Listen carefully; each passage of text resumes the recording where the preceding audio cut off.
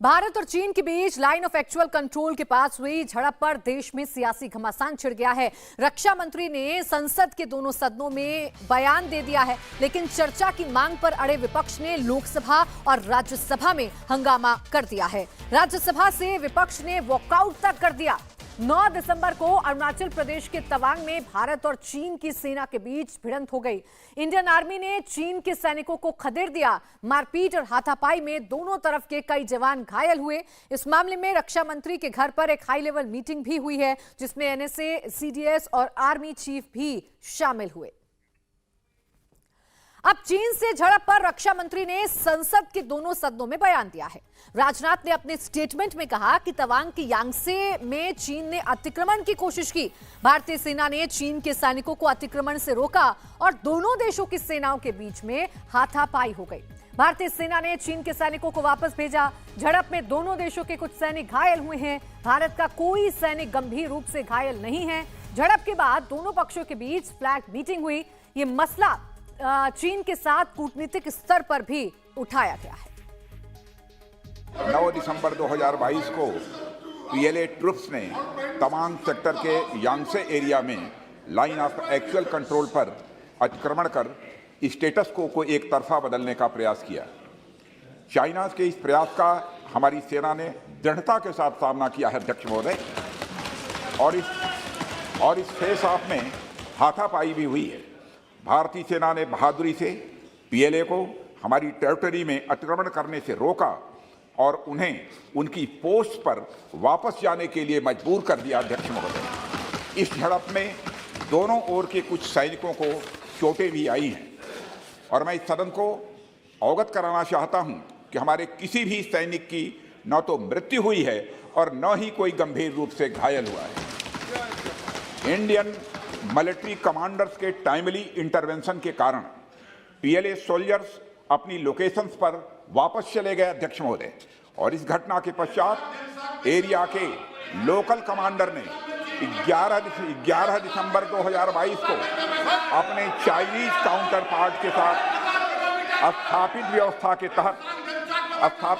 के तहत एक फ्लैग मीटिंग की और इस घटना पर चर्चा की। चीनी पक्ष को इस तरह के एक्शंस के लिए मना किया गया और सीमा पर शांति बनाए रखने के लिए कहा गया। इस मुद्दे को चीनी पक्ष के साथ कूटनीतिक स्तर पर भी उठाया गया है। अध्यक्ष महोदय, मैं इस सदन को आश्वस्त करना चाहता हूं कि हमारी सेनाएं हमारी भौमिक अखंडता को सुरक्षित रखने के लिए पूरी तरह से प्रतिबद्ध हैं और इसके खिलाफ किसी भी प्रयास को रोकने के लिए सदैव तत्पर है हमारी भारत की सेना। और मुझे विश्वास है कि यह सदन हमारी सेनाओं की वीरता और साहस को एक स्वर से समर्थन देगा। और अध्यक्ष महोदय, मैं पूरी तरह से आश्वस्त हूं कि यह संसद बिना किसी संशय के भारत की सेना की क्षमता, शौर्य, पराक्रम व प्रतिबद्धता का भी अभिनंदन करेगा। अब तवांग मामले में विपक्ष के हंगामे पर गृह मंत्री अमित शाह ने भी पलटवार किया और आरोप लगाया कि कांग्रेस की चीन के साथ सांठगांठ है। कांग्रेस के लोग चीन से चंदा भी लेते कि भारतीय जनता पार्टी की सरकार है, नरेंद्र मोदी इसके प्रधानमंत्री है और जब तक भारतीय जनता पार्टी की मोदी सरकार चल रही है, 1 इंच जमीन पर भी कोई कब्जा नहीं कर सकता। कल अपने सेना के जवानों ने जो 8 की देर रात को और 9 की सुबह को जो वीरता दिखाई है, मैं इसकी भूरी प्रशंसा करता हूं। इन्होंने घुसे हुए सभी लोगों को कुछ ही घंटों में वापस खदेड़ दिया और हमारी भूमि का रक्षण किया। मैं कांग्रेस पार्टी को पूछना चाहता हूं, ये दोगला रवैया जनता के सामने नहीं चलता है। जनता सब देख रही है। आपके परिवार द्वारा चलाया गया फाउंडेशन, उसका FCRA रजिस्ट्रेशन चीन की दूतावास से मिले हुए अनुदान से समाप्त हुआ है। आपके ही समय में हजारों किलोमीटर भूमि अवैध रूप से हमसे हड़प ली गई है।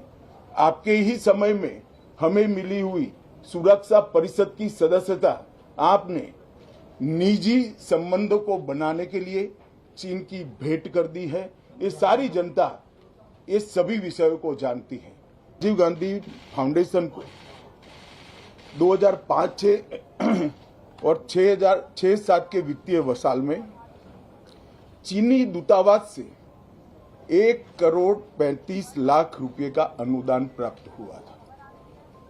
चूंकि एफसीआरए के कानून और उसकी मर्यादाओं के अनुरूप नहीं था, तो नोटिस देकर पूर्णतया कानूनी प्रक्रिया का अनुपालना करते हुए गृह मंत्रालय ने इसका रजिस्ट्रेशन रद्द किया था।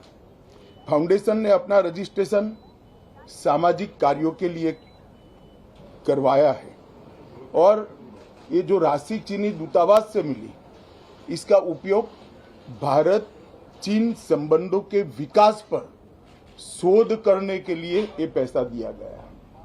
अब मैं कांग्रेस पार्टी को पूछना चाहता हूं कि इन्होंने शोध तो जरूर किया होगा, क्या उनकी शोध में 1962 में जो हजारों हेक्टेयर भूमि भारत की चीन ने हड़प ली वो शामिल था क्या? और शोध इस पर किया तो रिपोर्ट क्या आई है? नेहरू जी के प्रेम के कारण सुरक्षा परिषद में भारत की स्थायी सदस्यता बलि चढ़ गई। इस विषय को उन्होंने शोध का विषय बनाया था क्या? और अगर बनाया था तो इसका नतीजा क्या हुआ?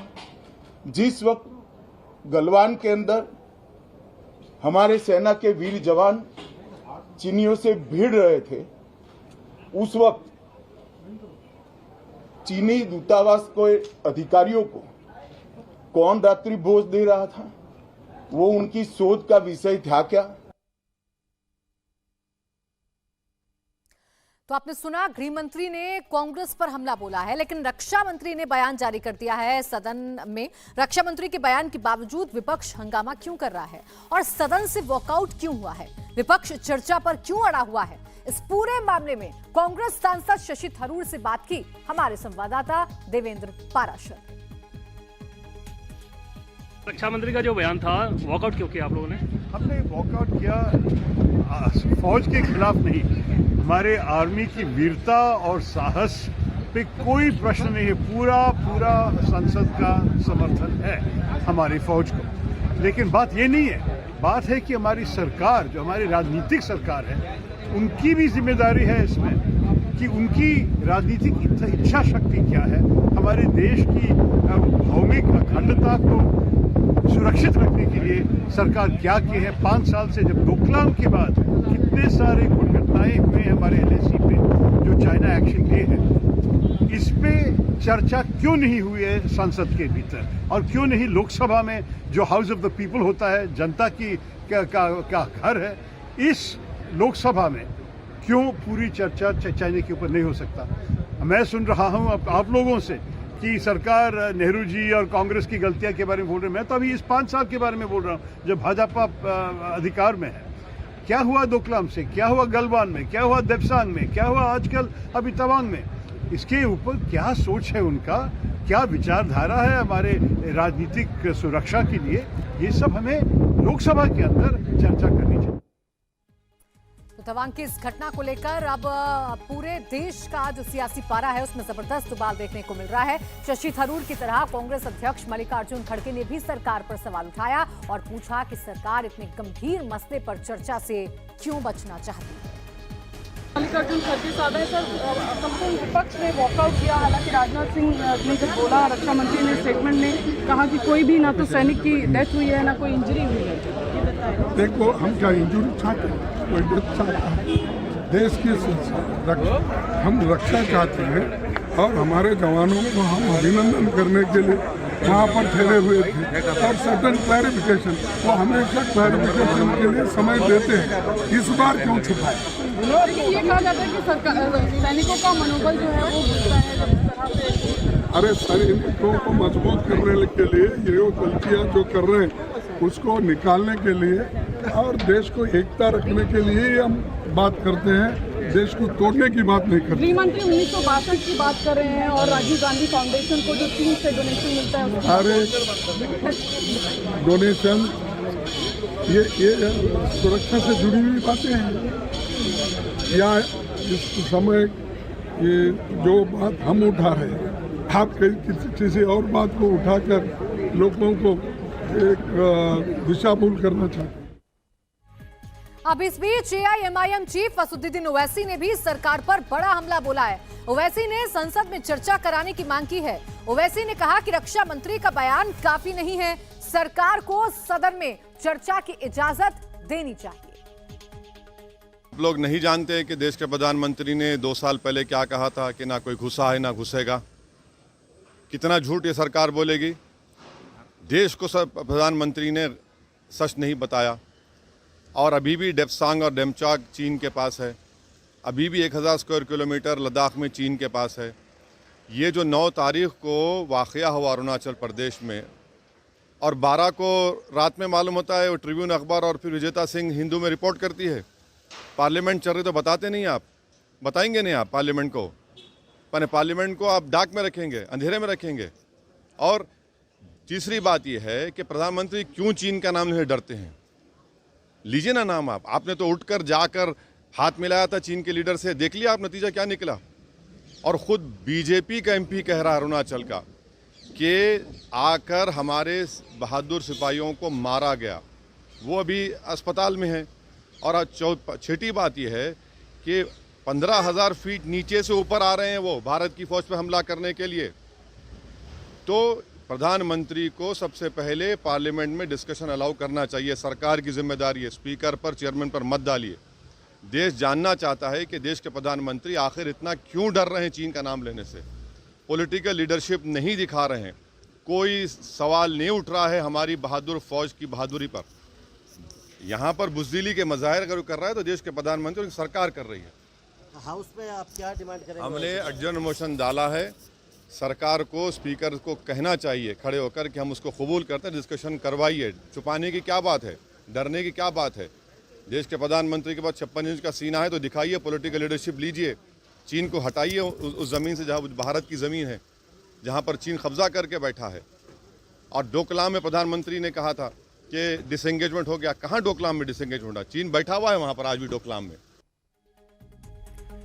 तो दोनों ही सदनों में विपक्ष लगातार ये मांग कर रहा है कि इस पर चर्चा होनी चाहिए, जबकि रक्षा मंत्री बयान जारी कर चुके हैं। उधर जम्मू में चीन के खिलाफ जोरदार प्रदर्शन चल रहा है। तस्वीरें आपको दिखाएंगे इस ब्रेक के बाद।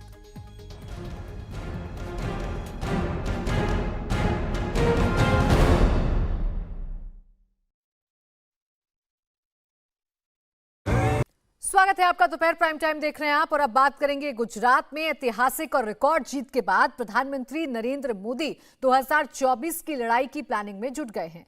24 के आम चुनाव से पहले 9 विधानसभा चुनाव होने हैं। मोदी को इन मोर्चों पर भी जीत हासिल करनी है। भूपेंद्र पटेल के शपथ ग्रहण में जो मेहमान पहुंचे थे वो यूं ही नहीं आए थे। मोदी ने उन्हें खाली हाथ वापस नहीं भेजा। सबको उनके हिस्से का काम बांट दिया गया है। किस नेता को किस मोर्चे पर लगना है, किसे क्या रोल देना है, सब कुछ मोदी ने अभी से फाइनल कर लिया है। तैयारी मोदी विरोधी भी कर रहे हैं। 24 की महाभारत कैसी होगी और उसमें गीता ज्ञान मोदी के कितने काम आएगा, इस रिपोर्ट के जरिए समझिए।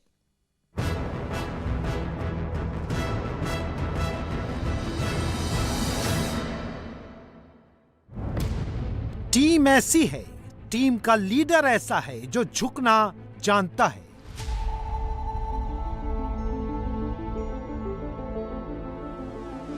और इस टीम की गाइड बुक है गीता।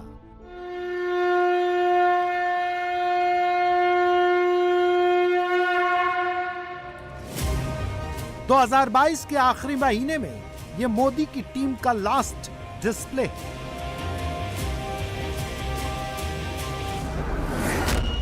तो 2024 के लिए नरेंद्र मोदी की टीम कैसी होगी?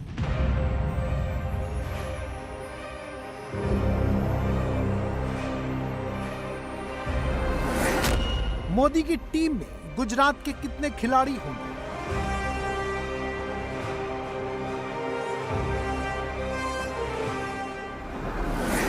कप्तान नरेंद्र मोदी ही होंगे, उप कप्तान कौन होगा?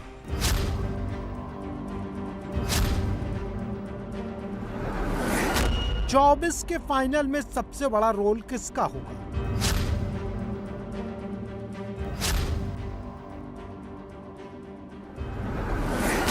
क्या फाइनल में भी गुजरात का एक बड़ा नेता होगा? गुजरात में मोदी की 11वीं स्टेट टीम बनकर तैयार हुई है। भूपेंद्र पटेल को मोदी ने गुजरात टीम का कप्तान बनाया है। गुजरात टीम का डिस्प्ले करने के लिए नरेंद्र मोदी ने अपने सभी टीम्स के कैप्टन्स को बुलाया।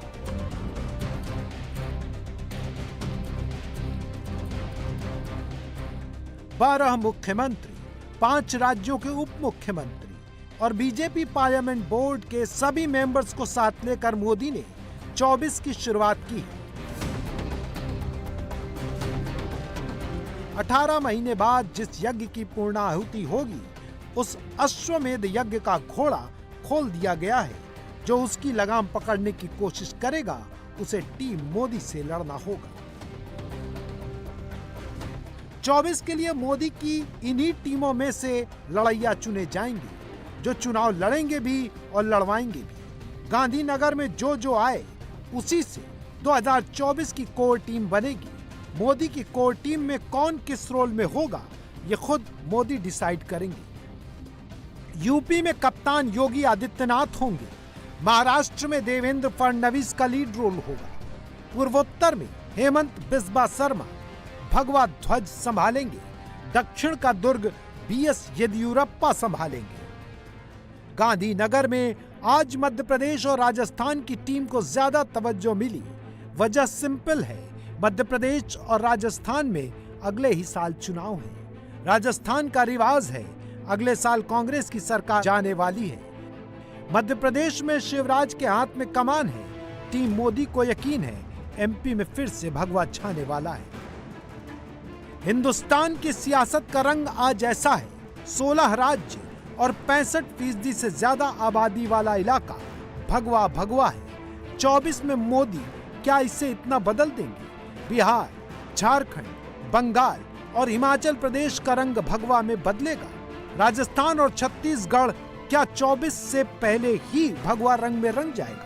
24 के लिए मोदी की जो टीम बनने वाली है, उसमें कितना दम है, सबसे पहले इसकी ताकत देख लीजिए। 12 मुख्यमंत्री, 5 उप मुख्यमंत्री, 16 राज्यों में सरकार, 77 केंद्रीय मंत्री, लोकसभा के 302 सांसद, राज्यसभा के 92 सांसद और पूरे देश में 1394 विधायक। मोदी की टीम के फाइनल सिलेक्शन से पहले ऐसी बेंच स्ट्रेंथ तैयार हुई है। स्टेट वाइज इसका डिस्ट्रीब्यूशन भी देख लीजिए। अकेले यूपी में 64 सांसद और 255 विधायक, गुजरात में 26 सांसद और 156 विधायक, मध्य प्रदेश में 28 सांसद और 130 विधायक, राजस्थान में 25 सांसद और 73 विधायक, कर्नाटक में 25 सांसद और 119 विधायक, महाराष्ट्र में 23 सांसद और 106 विधायक, बिहार में 17 सांसद और 77 विधायक, बंगाल में 18 सांसद और 75 विधायक, असम में 9 सांसद और 63 विधायक। इतनी बड़ी टीम के सर्वमान्य कैप्टन नरेंद्र मोदी हैं, इसमें किसी को कोई डाउट नहीं है।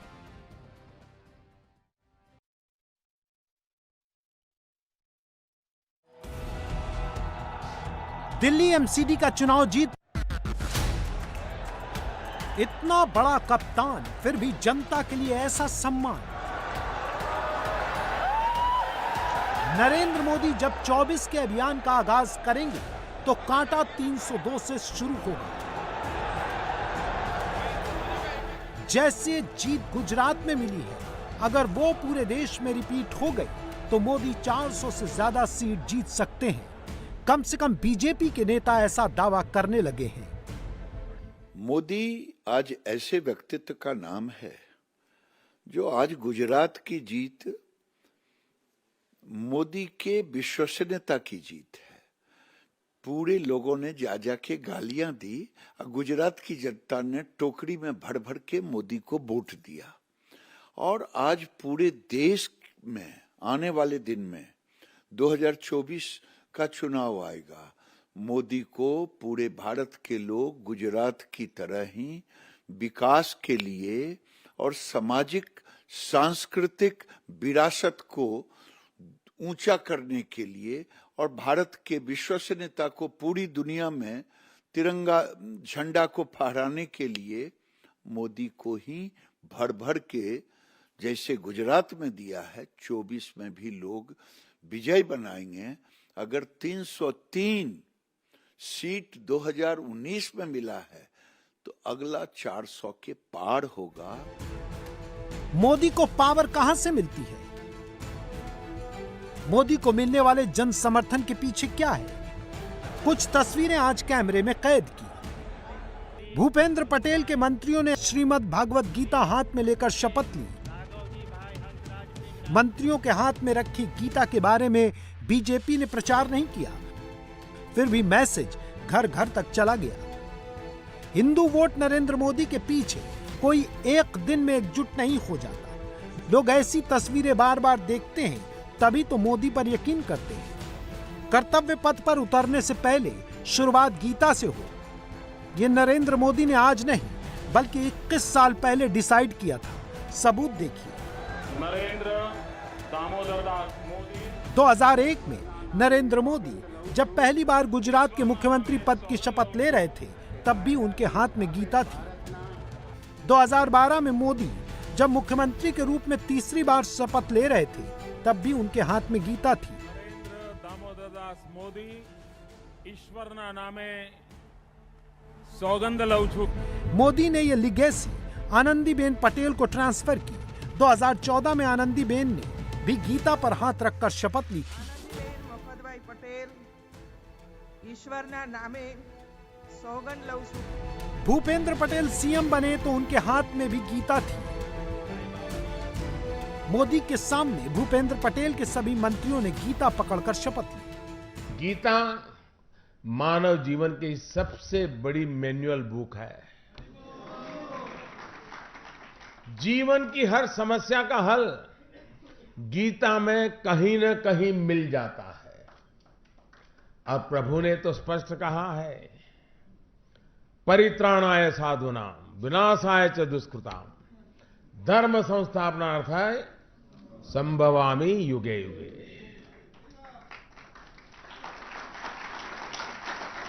मतलब दुष्टों से, मानवता के दुश्मनों से धरती को बचाने के लिए प्रभु की शक्ति हमारे साथ हमेशा रहती है।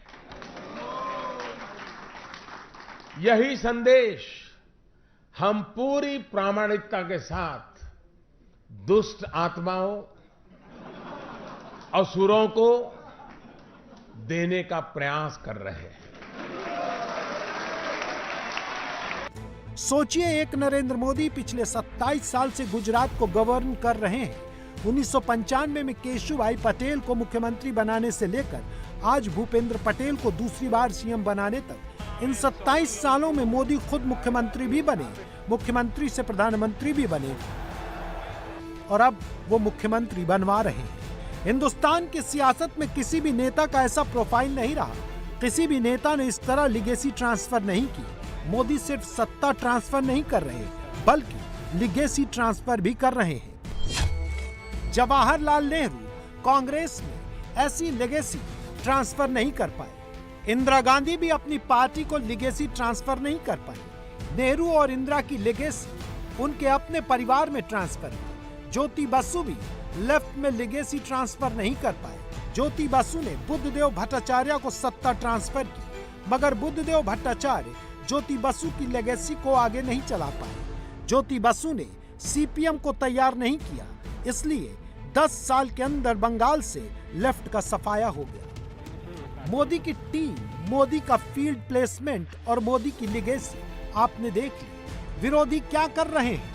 क्या विरोधी 2024 में मोदी को वॉकओवर दे देंगे? ऐसा बिल्कुल नहीं।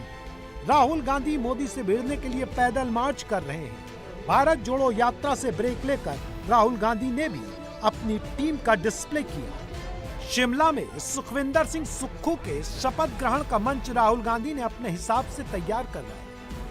हिमाचल जीतने के बाद राहुल की टीम में अब 3 मुख्यमंत्री हैं। 3 मुख्यमंत्री, लोकसभा के 53 सांसद, राज्यसभा के 31 सांसद और देश भर में 771 विधायक। राहुल गांधी की दिक्कत यह है कि कांग्रेस एक राज्य में चुनाव जीती है तो 2 राज्यों में उसे चुनाव फेस करना है। 2023 के रण में अगर कांग्रेस बच गई तो उसका स्कोर 3 पर ही रहेगा। अगर कांग्रेस हार गई तो बस हिमाचल प्रदेश में ही सिमटी हुई रह जाएगी। दिल्ली एमसीडी का चुनाव जीतकर अरविंद केजरीवाल भी अपनी टीम दिखा रहे हैं। ममता बनर्जी बंगाल से मेघालय जाकर अपनी टीम बना रही हैं। पटना में जेडीयू की राष्ट्रीय परिषद बैठक करके नीतीश कुमार अपनी टीम दिखा चुके हैं। हमने सब लोगों को यही सलाह दिया कि मिलजुल करके काम कीजिए। अधिकतर पार्टियों का एक साथ एकजुट हो जाएंगे और जब एकजुट हो जाएंगे तो 2024 में भारी बहुमत से विजयी होंगे, ये हम लोगों का है और हमने लगभग बात कर लिया है। अब कुछ समय के बाद अधिक से अधिक पार्टियां एकजुट हो जाएंगी। अरे कह न रहा था कि थर्ड फ्रंट, तो हमने कहा थर्ड फ्रंट कहां है? अब अगला बार बनेगा वो मेन फ्रंट बनेगा। राहुल गांधी, अरविंद केजरीवाल, ममता बनर्जी, नीतीश कुमार सब 2024 की तैयारियों में लगे हैं। सबके टारगेट पर नरेंद्र मोदी हैं। अपोजिशन में आ जाओ, उनको किसने रोका है? अपोजिशन अगर इकट्ठ आता है तो भी मोदी जी को हराना ये कोई बच्चों का खेल नहीं है। मोदी जी हार नहीं सकते हैं। मोदी जी के साथ हम सब लोग ताकत से खड़े हैं और मोदी जी को हराना ये बिल्कुल संभव नहीं है। और लोकतंत्र में हर एक को अधिकार है, वो इकट्ठा आ सकते हैं, हराने की कोशिश कर सकते हैं, लेकिन हम भी उनको हराने का प्लान हमारा है। और 2024 में 400 से ज़्यादा सीटें हमारी इंडिया की आएगी, बीजेपी की 350 से ज़्यादा सीटें आएगी और हम सत्ता में आएंगे। नरेंद्र मोदी जी दोबारा प्रधानमंत्री बनेंगे। मोदी को घेरने के लिए नए नए साथी तलाशे जा रहे हैं, मगर जो मिल रहे हैं वो पहले से कमिटेड हैं। अखिलेश यादव की पत्नी डिंपल यादव ने लोकसभा सदस्यता की शपथ ली तो सबसे पहले जाकर सोनिया गांधी के पैर छुए। डिंपल और सोनिया गांधी की मुलाकात की तस्वीरें उपलब्ध नहीं हैं, लेकिन उसके बाद जो हुआ उससे कांग्रेस और समाजवादी के सियासी रिश्ते में नया चैप्टर खुल सकता है। अखिलेश यादव ने नीतीश कुमार के बयान पर कमेंट किया, लेकिन कांग्रेस के बारे में जो कहा उसे गौर से सुनने की जरूरत है। अच्छी बात है कि आदरणीय नीतीश कुमार जी ने ये बात कही।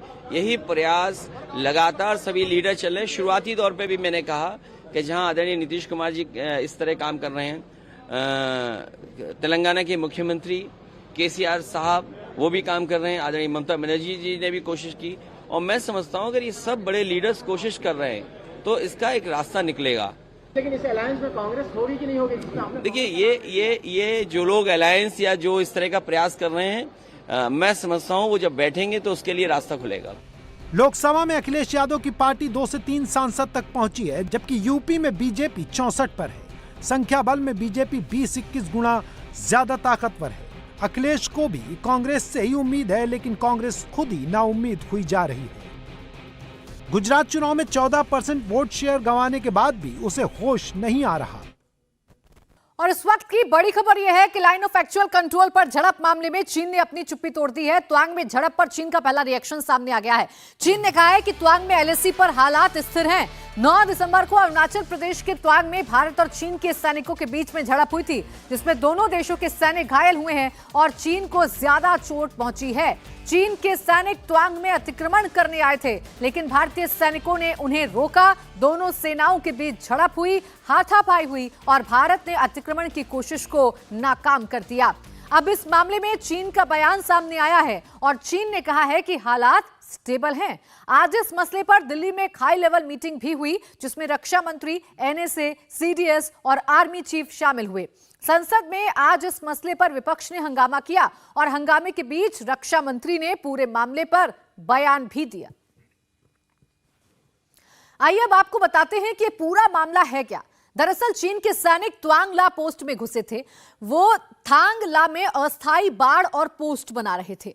9 दिसंबर को भारतीय सैनिकों ने कंस्ट्रक्शन का विरोध किया। भारत की पेट्रोलिंग टीम ने चीन के सैनिकों का विरोध किया। विरोध करने पर चीनी सैनिकों ने पथराव शुरू कर दिया। पथराव में 8 भारतीय सैनिक घायल हो गए। भारतीय सैनिकों ने चीनी सैनिकों का कंस्ट्रक्शन तहस नहस कर दिया। भारत ने चीनी सैनिकों के औजार मशीनें तोड़ दी। ये झड़प त्वांग में 17,000 फीट की ऊंचाई पर हुई। झड़प में चीन के 20 सैनिक जख्मी भी हो गए। तो देखिए, चीन से झड़प पर रक्षा मंत्री ने संसद के दोनों सदनों में बयान अपना दे दिया है। राजनाथ सिंह ने अपने स्टेटमेंट में कहा कि त्वांग के यांगसे में चीन ने अतिक्रमण की कोशिश की।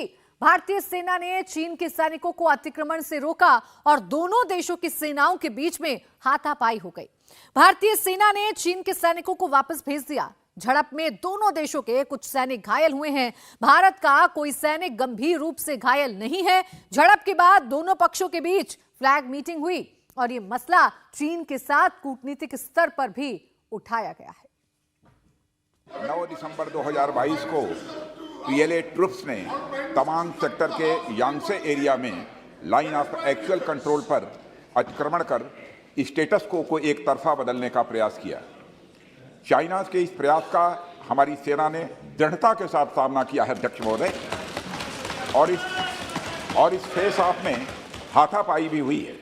भारतीय सेना ने बहादुरी से पीएलए को हमारी टेरिटरी में अतिक्रमण करने से रोका और उन्हें उनकी पोस्ट पर वापस जाने के लिए मजबूर कर दिया अध्यक्ष महोदय। इस झड़प में दोनों ओर के कुछ सैनिकों को चोटें भी आई हैं और मैं इस सदन को अवगत कराना चाहता हूं कि हमारे किसी भी सैनिक की न तो मृत्यु हुई है और न ही कोई गंभीर रूप से घायल हुआ है। इंडियन मिलिट्री कमांडर्स के टाइमली इंटरवेंशन के कारण पीएलए सोल्जर्स अपनी लोकेशंस पर वापस चले गए अध्यक्ष महोदय, और इस घटना के पश्चात एरिया के लोकल कमांडर ने 11 दिसंबर 2022 को अपने चाइनीज काउंटर पार्ट के साथ स्थापित व्यवस्था के तहत एक फ्लैग मीटिंग की और इस घटना पर चर्चा की। चीनी पक्ष को इस तरह के एक्शन के लिए मना किया गया और सीमा पर शांति बनाए रखने के लिए कहा गया। इस मुद्दे को चीनी पक्ष के साथ कूटनीतिक स्तर पर भी उठाया गया है। अध्यक्ष महोदय, मैं इस सदन को आश्वस्त करना चाहता हूं कि हमारी सेनाएं हमारी भौमिक अखंडता को सुरक्षित रखने के लिए पूरी तरह से प्रतिबद्ध हैं और इसके खिलाफ किसी भी प्रयास को रोकने के लिए सदैव तत्पर है हमारी भारत की सेना। और मुझे विश्वास है कि यह सदन हमारी सेनाओं की वीरता और साहस को एक स्वर से समर्थन देगा। और अध्यक्ष महोदय, मैं पूरी तरह से आश्वस्त हूं कि यह संसद बिना किसी संशय के भारत की सेना की क्षमता, शौर्य, पराक्रम व प्रतिबद्धता का भी अभिनंदन करेगा। तो रक्षा मंत्री राजनाथ सिंह ने बयान दिया संसद के दोनों सदनों में, लेकिन इस पर हंगामा भी जबरदस्त हो रहा है। इसी बीच एआईएमआईएम चीफ असदुद्दीन ओवैसी ने भी सरकार पर बड़ा हमला बोला। ओवैसी ने संसद में चर्चा कराने की मांग की। ओवैसी ने कहा कि रक्षा मंत्री का बयान काफी नहीं है, सरकार को सदन में चर्चा की इजाजत देनी चाहिए। इस वक्त हमारे साथ बातचीत करने के लिए मौजूद हैं एमआईएम सांसद असदुद्दीन ओवैसी। सर, रक्षा मंत्री ने दोनों सदनों में जो बयान दिया, क्या उस बयान से आप लोग संतुष्ट हैं? बिल्कुल नहीं है। ये देश को गुमराह कर रहे हैं। जब लद्दाख में चीन की फौज घुस गई थी पोंगसोंग सू लेक में पेट्रोलिंग पॉइंट 15 तक, आपने प्रधानमंत्री ने खुद देश को आकर कहा कि ना कोई घुसा है ना कोई घुसेगा। फिर 15 राउंड मिलिट्री की बातचीत हुई नहीं हुई। आज भी डेमसोंग में चीन की आर्मी बैठी हुई है।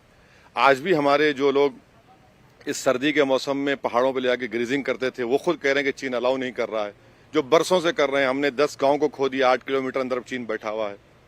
यहाँ पर जो 9 तारीख का ये जो क्लैश हुआ है, 12-13 हजार फीट नीचे से ऊपर चीन आता है और हमारी सैनिकों पर हमला करता है। पिछले 10-12 दिन में हमने इंडियन एयरफोर्स के एयरक्राफ्ट को स्क्रैम्बल किया है क्योंकि चीन की एयरफोर्स हमारे इस इलाके में घुसना चाह रही थी। देश के प्रधानमंत्री की सरकार अगर पॉलिटिकल लीडरशिप दिखाती चीन के मामले में, तो चीन इस तरह की हरकतें नहीं करता था। चीन के मामले देश के प्रधानमंत्री खामोश हैं, नाम लेने से डरते हैं। अरे आंखें दिखाइए ना, ये कोई देश की सुरक्षा का मामला है, इस पर आप खामोश बैठे हैं। और पार्लियामेंट में डिस्कशन अलाउ करिए, ऑल पार्टी डेलीगेशन लेके जाइए उस मुकाम पर जहां पर 9 तारीख को ये हमला हुआ, और डेमचौक भी लेके जाइए, हम आने तैयार हैं। बताइए हमको क्यों आप डर रहे हैं? क्यों चीन के मामले में प्रधानमंत्री खामोश हो जाते हैं? क्यों, क्या वजह थी कि प्रधानमंत्री को बाली में उठकर जाकर मिलना पड़ा? और देखिए क्या होता है। भाई अगर भाजपा अगर पावर में नहीं रहती, क्या करती थी भाजपा? इसमें सदन चलने थी। ये कौन सा राष्ट्रवाद कर रहे हैं लोग? फौज को जो करना है वो फौज कर रही है, बार बार सरकार की तरफ से कहा जाता है। फौज की बहादुरी पर कोई शक नहीं करता, ना करेगा कभी इंशाल्लाह।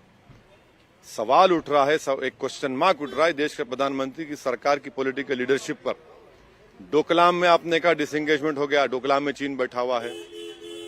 कितना देश को गुमराह करेंगे आप? पॉलिटिकल लीडरशिप दिखाइए, देश आपके साथ खड़ा हुआ है, मगर आप चीन के मामले में पॉलिटिकल लीडरशिप नहीं दिखाना चाहते। आप कमजोरी के मुजाहरे कर रहे हैं। चीन ये हरकतें करते जाएगा, मुस्तकबिल में करेगा। हमारी बात याद रखिए, हम हमेशा कह रहे हैं और हमेशा खुद अफसोस है कि सच साबित हो रही हो। चीन के साथ सीमा विवाद एक तरह से ऐतिहासिक समस्या है, ऐसे में क्या किया जाना चाहिए? जाहिर तौर पर समस्याएं तो सर, ऐतिहासिक जाकर आप उसमें अब मत बैठिए। कम से कम जो जमीन हमारी है वहां पर तो चीन नहीं आना चाहिए। जहां पर हम पेट्रोलिंग कर रहे हैं वहां पर चीन को आना नहीं चाहिए। जहां पर हमारे लोग ग्रेजिंग राइट से वहां पर हम नहीं जा पा रहे हैं।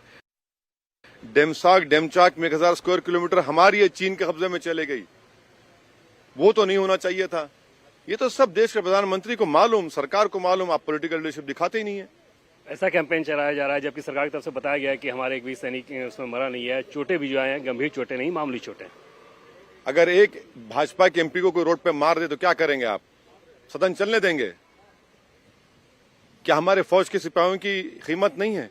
क्यों मार खाएंगे अपनी जमीन में? वो हमारी जमीन है, हमारा देश है। कोई नीचे से 10,000 फीट नीचे से आकर मार के जाएगा? कौन सी हिमाकत की बेकार बात कर रहे हैं लोग कि जो हम मार खाए हैं मगर हम मरे नहीं हैं, हम मार खाए हैं मगर ज्यादा गंभीर घायल नहीं हुए। क्या बात है ये? आप मेरी मुल्क में आकर मेरे सिपाहियों को मार रहे हैं, ये कौन सा राष्ट्रवाद है इनका? ये क्यों? क्या फौज क्या मार खाने के लिए है? सरकार डायरेक्शन लेस है और उन्हीं की गलती की वजह से चीन इस तरह की हिमाकतें और हरकतें कर रहा है। लेकिन सर, चोट दोनों तरफ के लोगों की है और दोनों तरफ मौत नहीं हुई, ये बताया जा रहा है। ऐसा नहीं है कि हमारे सैनिक मार खाए, मारे भी हैं। हमारे एक सिपाही के जिस्म पर मार पड़ना देश के ऊपर मार पड़ने के बराबर है। अगर आप पॉलिटिकल लीडरशिप दिखाते तो चीन इस तरह की हिमाकत नहीं करता। देश के प्रधानमंत्री लीडरशिप नहीं दिखा रहे हैं चीन के मामले में। क्या किया जाना चाहिए? प्रधानमंत्री नरेंद्र मोदी को क्या करना चाहिए? लीडरशिप दिखाइए, पॉलिटिकल लीडरशिप दिखाइए, पार्लियामेंट में डिस्कशन कराइए, लेके जाइए, ऑल पार्टी मीटिंग करके सबको डेमसांग लेके जाइए। 9 तारीख को वाकया होता है, 13 को बताते हैं आप। बताइए पार्लियामेंट को क्यों अंधेरे में रखा आपने? देश को अंधेरे में क्यों रखा? क्यों गुमराह कर रही है बीजेपी की सरकार? हमको पता नहीं है, मगर ये ठीक नहीं हो रहा है। चीन रुकेगा नहीं, चीन बढ़ते जाएगा। जो चीन का लीडर है वो बढ़ते जाएगा। देखना, अगर ये आज हिम्मत के मुजाहरे नहीं करेंगे तो चीन बराबर तंग करेगा भारत को आगे। पाकिस्तान से बहुत सारा प्रोपेगेंडा भी चलाया जा रहा है इस विवाद को लेकर। भाड़ में जाए पाकिस्तान, हमको क्या करना है पाकिस्तान से?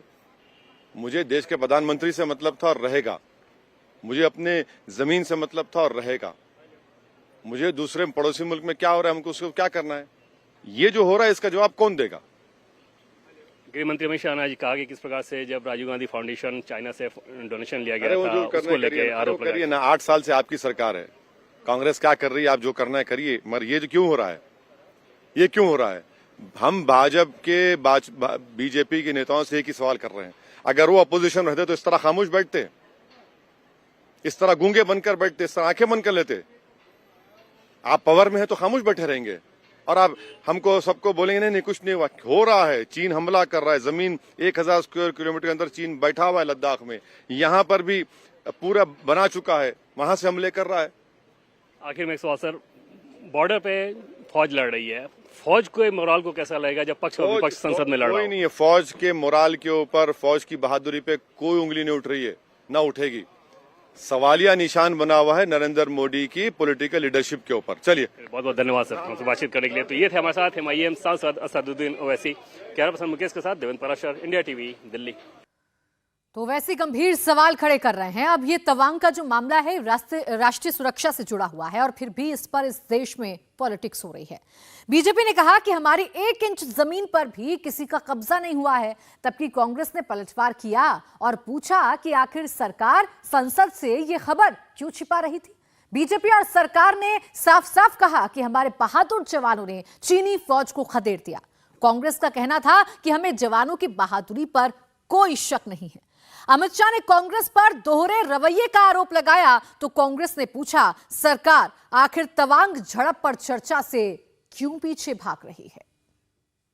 कि भारतीय जनता पार्टी की सरकार है, नरेंद्र मोदी इसके प्रधानमंत्री है और जब तक भारतीय जनता पार्टी की मोदी सरकार चल रही है, 1 इंच जमीन पर भी कोई कब्जा नहीं कर सकता।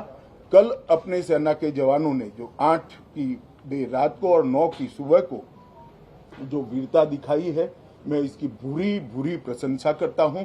इन्होंने घुसे हुए सभी लोगों को कुछ ही घंटों में वापिस खदेड़ दिया और हमारी भूमि का रक्षण किया। मैं कांग्रेस पार्टी को पूछना चाहता हूं, ये दोगला रवैया जनता के सामने नहीं चलता है। जनता सब देख रही है। आपके परिवार द्वारा चलाया गया फाउंडेशन, उसका FCRA रजिस्ट्रेशन चीन की दूतावास से मिले हुए अनुदान से समाप्त हुआ है। आपके ही समय में हजारों किलोमीटर भूमि अवैध रूप से हमसे हड़प ली गई है। आपके ही समय में हमें मिली हुई सुरक्षा परिषद की सदस्यता आपने निजी संबंधों को बनाने के लिए चीन की भेंट कर दी है। ये सारी जनता इस सभी विषयों को जानती है। राजीव गांधी फाउंडेशन को 2005-6 और 2006-07 के वित्तीय वर्ष में चीनी दूतावास से 1,35,00,000 रुपए का अनुदान प्राप्त हुआ था। चूंकि FCRA के कानून और उसकी मर्यादाओं के अनुरूप नहीं था, तो नोटिस देकर पूर्णतया कानूनी प्रक्रिया का अनुपालना करते हुए गृह मंत्रालय ने इसका रजिस्ट्रेशन रद्द किया था। फाउंडेशन ने अपना रजिस्ट्रेशन सामाजिक कार्यों के लिए करवाया है और ये जो राशि चीनी दूतावास से मिली, इसका उपयोग भारत चीन संबंधों के विकास पर शोध करने के लिए ये पैसा दिया गया है। अब मैं कांग्रेस पार्टी को पूछना चाहता हूं कि इन्होंने शोध तो जरूर किया होगा, क्या उनकी शोध में 1962 में जो हजारों हेक्टेयर भूमि भारत की चीन ने हड़प ली, वो शामिल था क्या? और शोध इस पर किया तो रिपोर्ट क्या आई है? नेहरू जी के प्रेम के कारण सुरक्षा परिषद में भारत की स्थायी सदस्यता बलि चढ़ गई। इस विषय को उन्होंने शोध का विषय बनाया था क्या? और अगर बनाया था तो इसका नतीजा क्या हुआ? जिस वक्त गलवान के अंदर हमारे सेना के वीर जवान चीनियों से भिड़ रहे थे, उस वक्त चीनी दूतावास के अधिकारियों को कौन रात्रि भोज दे रहा था? वो उनकी शोध का विषय था क्या? अब तवांग पर संसद में रक्षा मंत्री राजनाथ सिंह के बयान से विपक्ष असंतुष्ट नजर आया। समाजवादी पार्टी के सांसद रामगोपाल यादव ने कहा कि चीन के जवान हमारी सीमा के अंदर घुस आए थे, तभी तो ये झड़प हुई। प्रोफेसर रामगोपाल यादव हमारे साथ हैं। सर, तवांग में जो झड़प हुई उसको लेकर रक्षा मंत्री राजनाथ सिंह ने अपना बयान दिया। क्या जो उन्होंने बयान दिया उससे आप लोग संतुष्ट हैं? बिल्कुल संतुष्ट हैं। बार बार चीन की सेना हमारे सीमा में घुसती है। हमारे कमांडर्स को जितनी छूट होनी चाहिए थी वो नहीं है, वरना हमारी इतनी बहादुर सेना है कि एक बार वहीं ऐसा जवाब दे सकती है। बार बार इस तरह की हिमाकत चीन की सेना नहीं कर सकती। उन्होंने कहा कि हमारी सेना ने दृढ़ता से जवाब दिया और कोई हमारी सीमा के अंदर नहीं घुस पाया था। सीमा के अंदर घुसा तभी तो झड़प हुई। सीमा के अंदर क्यों नहीं घुसा? खुद उन्होंने कहा LOC क्रॉस करके आए। और वो भी बोले कि कोई गंभीर रूप से न तो कोई घायल है, न ही किसी की मृत्यु हुई है। सेना हमारी सीमा के अंदर कोई घुसता है वो कोई मामूली मुद्दा है? घायल होने ही पर्याप्त नहीं, सीमा के अंदर घुसना घायल से भी ज़्यादा गंभीर। वो तो कह रहे कि हमारी सीमा के अंदर कोई नहीं घुसा, जो उन्होंने बयान दिया। आप उसका स्टेटमेंट पढ़िए रक्षा मंत्री जी का। स्टेटमेंट में है प्रवेश हुए तभी तो हुआ। तो विपक्ष लगातार हमलावर है। आरजेडी सांसद मनोज झा ने भी सरकार पर हमला बोला। उन्होंने कहा कि सरकार डेनियल मोड में है और इससे कोई फायदा नहीं होगा। सर मनोज झा हमारे साथ हैं। सर आज तवांग वाले मामले पे रक्षा मंत्री का बयान आया, लेकिन आप लोगों ने वॉकआउट कर दिया, क्या आप लोग संतुष्ट नहीं? देखिए, मेरा सीधे तौर पे कहना है कि रक्षा मंत्री इस कैबिनेट में संभवतः एकमात्र व्यक्ति हैं जो चाइना को लेकर डिनायल मोड में नहीं रहते हैं। वो हमेशा आगाह करते रहते हैं। बाकी ऊपर से लेकर के नीचे तक के लोग डिनायल मोड में रहते हैं। कोई नहीं आया, कुछ नहीं बना, नया कुछ नहीं बना है, जैसा है वैसा ही है। ये राष्ट्रीय अखंडता और सुरक्षा के मसलों पर ये नज़र उचित नहीं। आज जो बयान उनका था, उस बयान से ज़्यादा जानकारी आपके चैनल को है। 200 शब्द में थे।